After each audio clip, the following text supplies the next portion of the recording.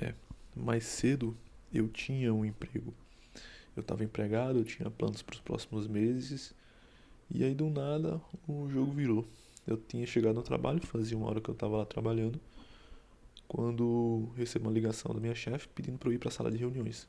Fui imediatamente para lá e eu até brinquei comigo mesmo assim no caminho, dizendo que era bem capaz de eu ser desligado. E não teve outra. Cheguei lá, tava ela sentada junto com a moça do RH e a folha na mesa já para eu assinar. Explicou que eu estava sendo desligado simplesmente porque, nas palavras dela, eu não me adaptei à equipe e aquele não era o momento para eu estar ali. Assinei, me perguntou se eu queria dizer alguma coisa, eu digo, não quero. Para mim, assim, não foi uma grande surpresa, principalmente porque veio depois de somente 2 dias, na qual eu participei de um feedback, onde foi me perguntado algumas coisas e eu respondi bem sincero, porque eu já cheguei num ponto assim da minha vida que essas balelas corporativas, esses joguinhos do corporativo, essas falsidades dentro da empresa, eu já não consigo mais tolerar, engolir. E simplesmente eu fui bem sincero durante essa reunião de feedback do meu período de experiência de 45 dias e falei que eu achava que a equipe era uma equipe baixo astral, depressiva. O pessoal ficava calado, o tempo todo na deles, desanimado, e eu estava acostumado com ambientes com a energia mais lá em cima. Isso era verdade. Não que eu seja a pessoa mais extrovertida do mundo. Falei também que eu me sentia excluído, porque por mais que eu estivesse em processo de treinamento e estivesse aprendendo principalmente o básico das funções do dia a dia, eu não era chamado nem para escutar as conversas relacionadas a decisões e a processos ali um pouco mais adiante, que eu também teria que assumir. E me senti excluído. Foram apenas as minhas é, explanações. E teve uma também. Eu falei que por conta disso eu já achava que meu aprendizado estava estagnado há cerca de uns 15 dias. Não sei se ela levou isso em consideração para pensar com ela que se eu estava me sentindo estagnado é porque eu era burro, porque eu não estava aprendendo, alguma coisa do tipo. E aí veio essa demissão e aí a vida dá aquela demonstra pra gente que ela não tá nem aí, que estabilidade é uma ilusão e que no Brasil o empregador ele não tá nem aí como tu vai fazer para se virar para pagar as contas, o aluguel, comer. E aí uma das coisas, aliás, entre muitas coisas em que eu vim aprendendo, né, sobre a vida do CLT aqui, vai se dar bem quem passa despercebido. É aquele que vem, bate o ponto, vai embora, faz o mínimo, não dá trabalho, não indaga. O chefe nem lembra que ele existe ali. Ou aquele bajulador. O cara que vai lá, quer estar sempre em bons termos com o chefe. E esse cara, ele normalmente ele tem sempre uma estratégia comum entre todos eles.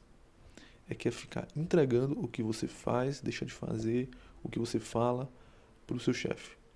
E isso aí é uma maneira de se manter sempre em bons termos, para jogar cortina de fumaça sobre os atos deles.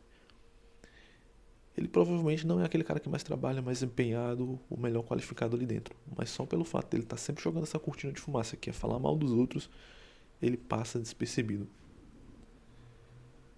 Então, assim, uma coisa que eu digo é: não se queixe da empresa, do seu trabalho, de qualquer coisa envolvido ali dentro para colega de trabalho. Não existe amigos dentro das empresas, colega menos ainda.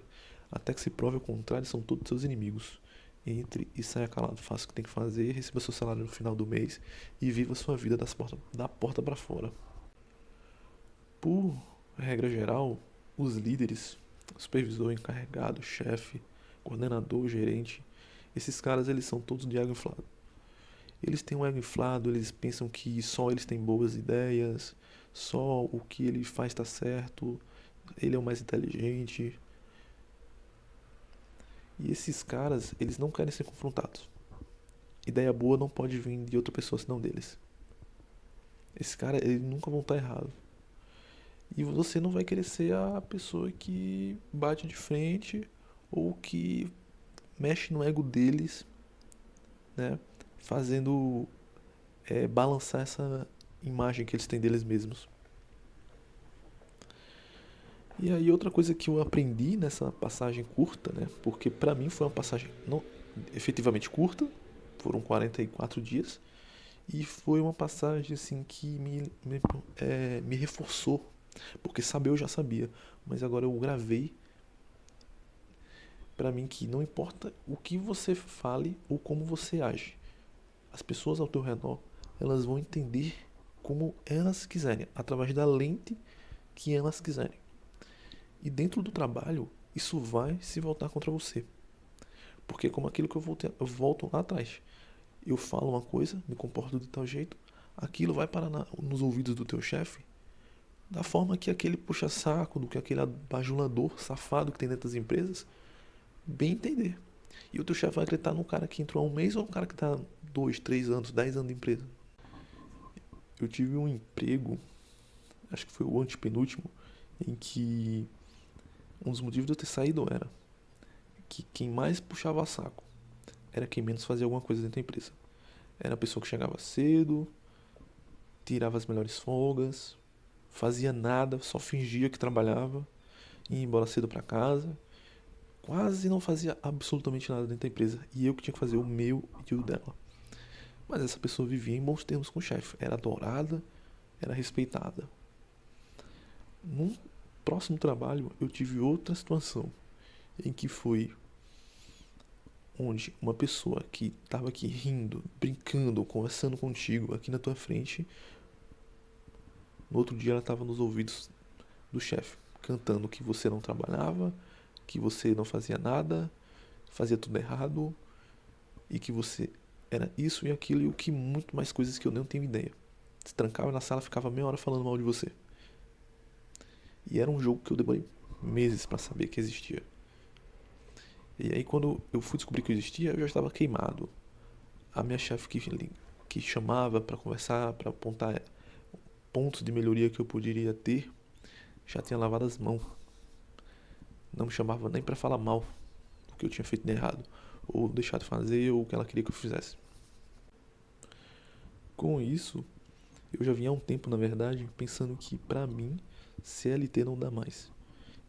Não dá mais para eu trabalhar com pessoas atendendo ao público, que eu já trabalhei durante anos.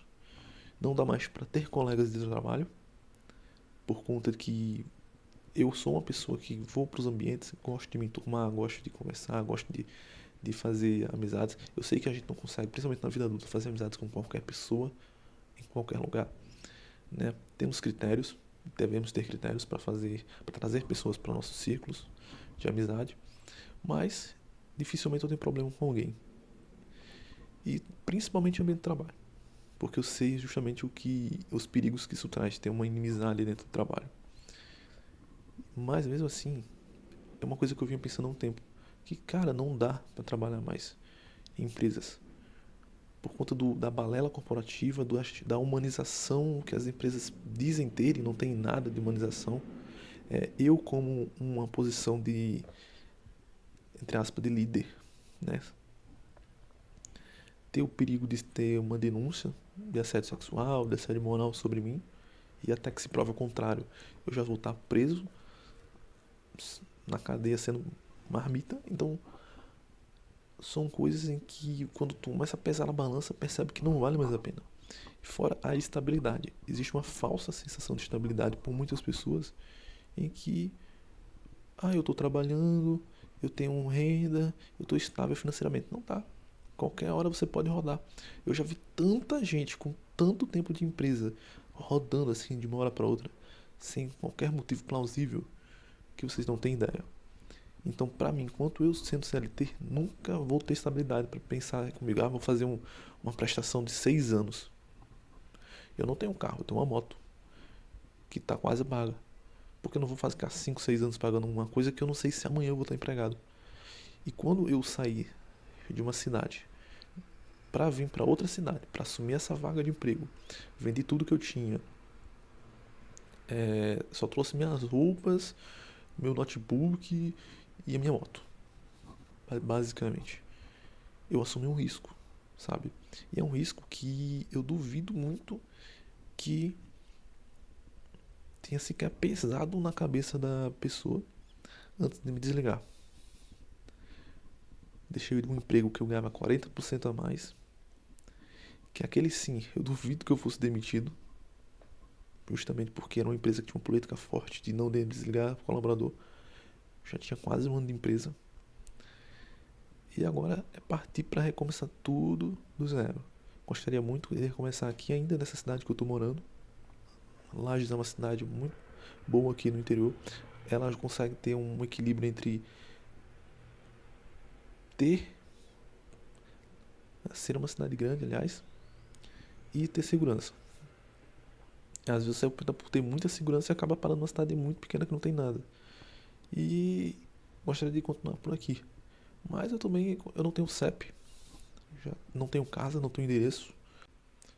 Eu tenho pra mim, eu tenho uma frase que me marcou muito, que foi dita pelo meu tio, eu tinha mais ou menos uns 12 ou 13 anos, que nada na vida acontece por um motivo ruim. E essa porta que se fechou agora, provavelmente ela vai abrir portas que eu nem lembrava mais, eu nem pensava mais, porque um ano atrás eu queria estar nessa mesma época agora, morando lá no litoral, e não tive oportunidade, não apareceu oportunidade que me levasse para lá, mas agora com a liberdade que eu tenho, né, provavelmente será o caminho que eu vou tomar. E isso de que nada na vida acontece por um motivo ruim, eu tive um exemplo muito grande que foi o meu primeiro emprego, que quase me deixou numa depressão, fiquei à beira de um colapso mental, mas esse emprego foi tão ruim, e através das dificuldades e decepções que eu tive nele, me deixou preparado e blindado para outros empregos que eu tive anos depois. Estou eu aqui, às vésperas de fazer 29 anos, provavelmente vou ter que recomeçar de novo, me reinventar e me adaptar aí às situações que vão vir agora. E a vida é isso, a vida a gente não pode se deixar abalar, não pode abaixar a cabeça e tem que seguir em frente, sempre seguindo em frente.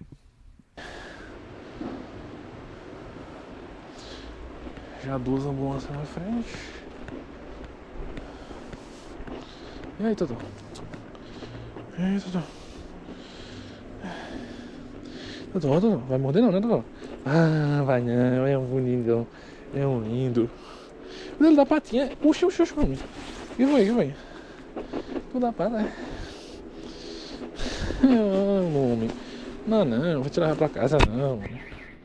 Oxi.